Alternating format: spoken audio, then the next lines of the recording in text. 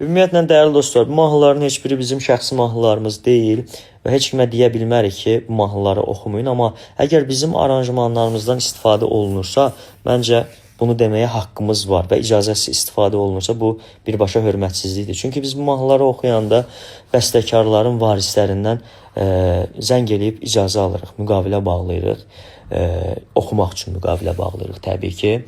Və sağ olsun, indiyə qədər heç bir problem yaşamamışıq, hamı icazə veribdir, oxumuşuq. Amma niyə danışıram bunu məsələn? Biz bu yaxınlarda bir məclisə getmişdik.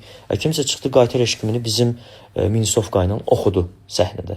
Yəni bu musiqiçi əxlaqına nə qədər yaraşan bir şeydir, bizim olduğumuz yerdə oxuyasın. Mən artıq bu mövzulardan bezmişəm. İndi xalq artistlərimiz icazəsiz oxuyub, canları sağ olsun, mənim deyəcəyim yoxdur.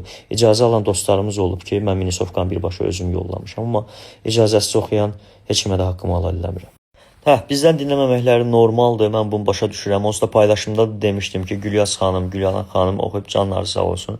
Bizdən böyüklər mən bilmirəm, yəni indi olub keçib, sağ olsun ki, böyüklüyünü göstərdi, zəng elədi mənə, birbaşa hər şey danışdı, mən başa düşdüm.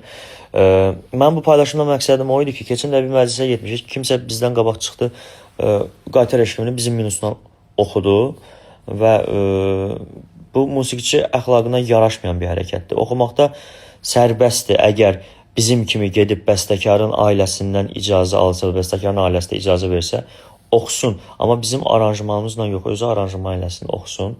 Mən buna qarışa da bilmərəm, elə bir haqqım da yoxdur. Amma söhbət bizim aranjmandan gedirsə, bizim qarışmağa haqqımız var. Çünki biz bu aranjmanlar üstündə əziyyət çəkirik və bundan sonra da bizdən kimsə icazə almayıb oxusa, həmin insanlara haqqımızı halal eləmirik. Hər vaxtınız xeyirli olsun, dəyərli dostlar. Dünəndən bəri yazdığınız dəstək mesajları üçün hamınıza çox təşəkkür edirəm. Gülyaz xanım məni yığdı, birbaşa biz danışdıq, aydınlaşdırdıq, sağ olsun, hər şey mənə danışdı. Deməli, məsələ beləymiş ki, bir neçə ay bundan qabaq bir dostumuz məndən bu mahnının minusunu istəmişdi. Mən də onlara verdim və minusu birbaşa özüm yolladım. Həm icazəsini, həm özünü verdim. Aranjmanın icazəsini bu arada mən verməyə haqqım var. Müəllif hüquqları sadəcə bəstəkarın ailəsinə məxsusdur. Nəysə ki, bu dostlarımız daha doğrusu bir toy məclisində ifa eləyir və Gülyaz xanımgil də həmin toy məclisində olurlar. Onlara deyirlər ki, ana gözəl minusdur, bəs biz də bunu ifa eləmək istəyirik. Həmin dostlarımız minusu Gülyaz xanımgilə də verirlər. Gülyaz xanımgil ifa eləyir və Gülyaz xanım deyir ki, biz bilmirdik mənim aranjmanım olduğunu. Normaldır yəni bilməməkləri, çünki bu Cavanlığın mahnısını karifeylərimiz oxuyubdu və məndən dinləməməkləri